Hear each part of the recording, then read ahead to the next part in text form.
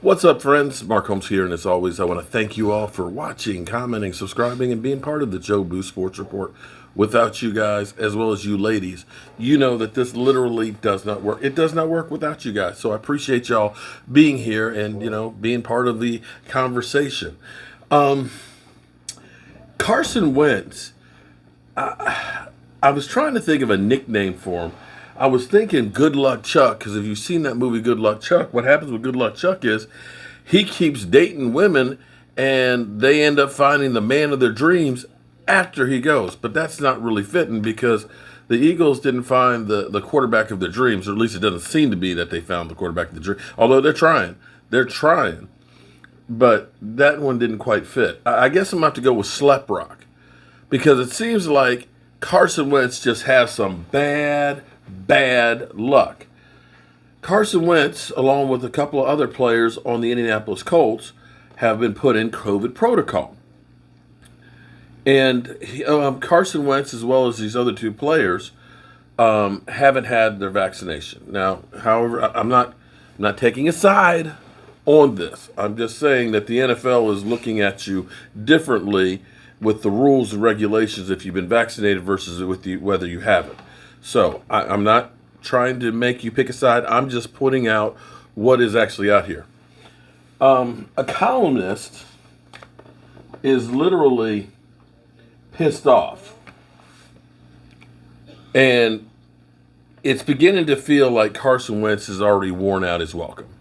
He first day of practice out there in a non-contact drill literally ended up messing up his foot where he had to have surgery. He got back this past week, and they were hoping that he was going to be ready to start the season. And now he's testing positive for COVID. And the reason why the columnist is mad is not because he tested positive for COVID. It's because he didn't get the vaccine. Do I have something? Oh, I've been working my workshop. Just a wood chip. So I want to read this article to you and let you decide. Because I want to make sure I read exactly what he said. The blunt of the veterans-subscribed ire is landing on Carson Wentz.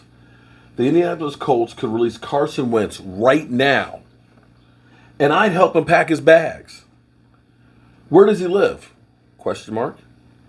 Because he'll need a ride to the airport, Doyle writes, to open his column.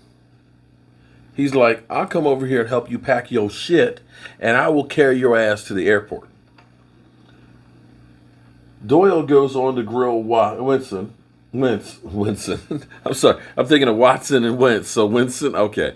To grill Wentz, Kelly, and Pascal, and linebacker Devarius Leonard, who has made the anti-vaccine comments on Instagram and wears a mask in practice, which indicate he's not vaccinated, for their choice.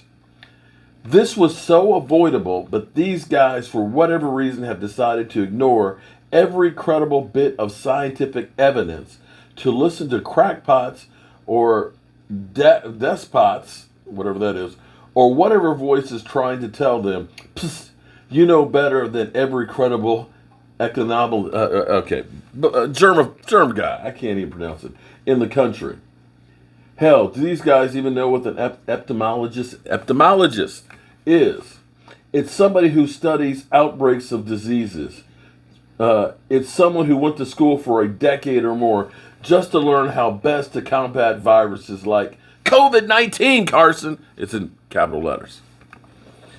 Carson is the worst of the bunch. Oh my God, I'm reading this for the first time. Carson is worst in the bunch in a football sense because he is the most important player on the team. On the team! He's the most indispensable player on the roster. Damn. And the Colts have no idea if he'll make it through any given week. Damn. Without having to go back onto the COVID-19 list simply for being too close to a teammate who tests positive.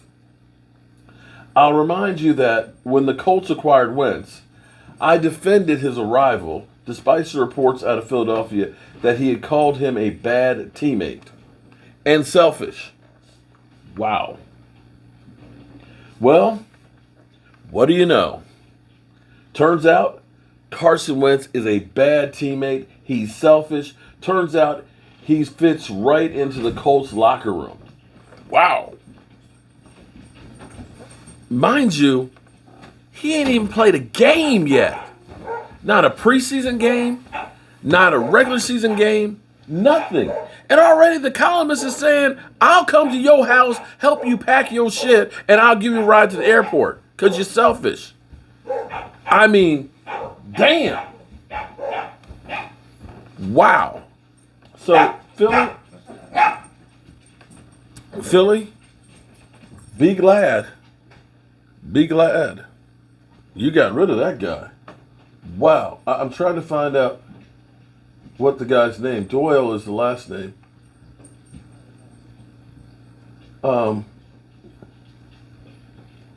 Doyle is his last name, but this is an Indianapolis. Oh, Greg Doyle. Indianapolis Star. So if you want to look this up. I didn't make this up. I did not make this up. Wow. Yeah, it's getting kind of ugly there. T.Y. Hilton, I mean, and here's the thing. When I say he's like Slep Rock, and I'm not saying that the things happening around him are his fault or, that he is a jinx or anything, but it just seems like bad things keep following behind him. It just does. T.Y. Hilton is injured and going to be out for some length of time. The left tackle, he's injured and going on IR.